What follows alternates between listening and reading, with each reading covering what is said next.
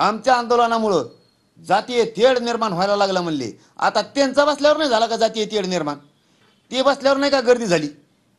ते गेल्यावर नाही का एसटी थांबायला ताण झाला तिथं? आता ते बसल्यावर नाही का शाळेत जायच्या लोकांना त्रास झाला? हे काम छगन भुजबळ करतोय। हे ते आंदोलन करणारा दोषच नाही आमचा, कारण त्याने जाहीर सांगितलं त्या छगन भुजबळने मग हे लोक आहेत ते म्या बसलेत म्हणजे तू घडून आणतो। मुख्यमंत्र्याला गृहमंत्र्याला कळत नाही काही? मुख्यमंत्री साहेब आणि फडणवीस साहेब तुम्हाला जाहीर सांगतो, मोठ बांधण्याच्या भानगडीत पडू नका। ओबीसीचे मोठ बांधून आमक होईन तमक होईन पाठबळ देताल आणि मराठ्यावर अन्याय करताल तर तुम्हाला जाहीर सांगतो फडणवीस साहेब, मराठ्याशिवाय राज्यात पान नाही हलू शकत। पान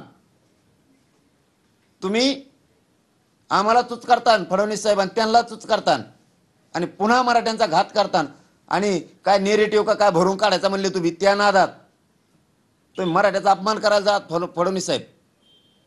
नेरेटिव्ह पसरीला त्यो मी भरून काढणारे तर ह्या नावाखाली पाठबळ अंधारातून त्यांना देताल, आमच्या अंगावर त्यांना घालताल सगळ्याला आणि ओबीसीचे मोठ बांधायला काम करताल। ही तुमचा डाव जर असला तर म्हणतोय मी यशस्वी मनोज जरांगे होऊन देणार नाही, मराठा सुद्धा होऊन देणार नाही।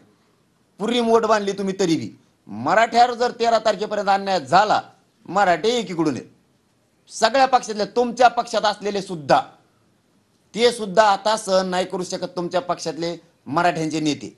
आणि जर तुमच्या पक्षातल्या फडणवीस साहेब मराठ्यांच्या नेत्याने एवढा मोठा डोळ्यासमोर होणारा अन्याय जर बघून सहन करून तुमच्याकडूनच राहिले तर त्यांच्या मागचा एकही मराठा त्यांच्या सोबत राहणार नाही।